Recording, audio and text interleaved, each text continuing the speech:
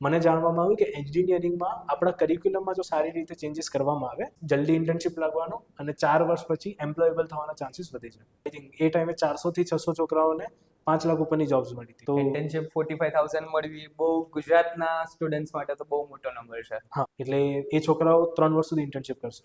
ત્રીજું સેમ, ચોથું સેમ, પાંચમું, છઠ્ઠું, સાતમું, આઠમું. મારું પર્સનલી જે ફેવરેટ છે આ બધા 30માંથી, એમાં એક બાળકને ફોન પેમાં મળ્યું હતું. તમે સારી એવી ગવર્મેન્ટ કોલેજોની વેબસાઇટ પર જાઓ ને, દરેક છોકરાના નામ સાથે કંપનીનું લિસ્ટ બતાવે છે કે આટલા છોકરાઓ હતા, આટલા છોકરાઓનું પ્લેસમેન્ટ થયું. પ્રાઇવેટ કોલેજોમાં મિસિંગ છે.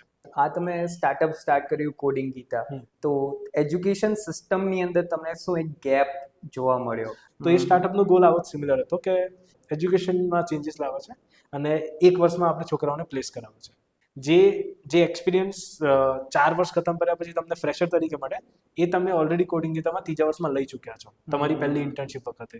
ઘણા છોકરાઓ ગુજરાતી મીડિયમમાંથી આવ્યા છે અને ઇંગ્લિશનો ડર એક સેમિસ્ટરમાં ઘૂસી જાય છે, 4 વર્ષ સુધી નીકળતો નથી. ઘણી એવી કંપનીઓ છે, એમેઝોન થઈ ગઈ, માઇક્રોસોફ્ટ થઈ ગઈ, જે સ્ટાઇપન્ડ 60,000 થી 1 લાખ. અમારા જે કેમ્પસમાં એડમિશન લે છે, મિનિમમ 6 લાખનું પ્લેસમેન્ટ ના થાય 4 વર્ષ પૂરા કર્યા પછી, એમાં જીએસટી એક્સક્લુડ કરીને રિફંડ. નમસ્કાર દોસ્તો, આજનો પોડકાસ્ટ છે ને એક એવા એડટેક ફાઉન્ડર સાથે છે કે જેનું નામ છે નીલ પટેલ અને એનું સ્ટાર્ટઅપ છે કોડિંગ ગીતા. અને એ એજ્યુકેશન સિસ્ટમની અંદર એક એવું રેવોલ્યુશનરી ચેન્જીસ લાવી રહ્યા છે અને એ સ્પેસિફિકલી કોમ્પ્યુટર એન્જિનિયરિંગની ડિગ્રીની અંદર છે. તો ચાલો જાણીએ આજના પોડકાસ્ટના માધ્યમથી કે શું છે આ રેવોલ્યુશનરી ચેન્જીસ અને શું છે આ સ્ટાર્ટઅપ કોડિંગ ગીતા.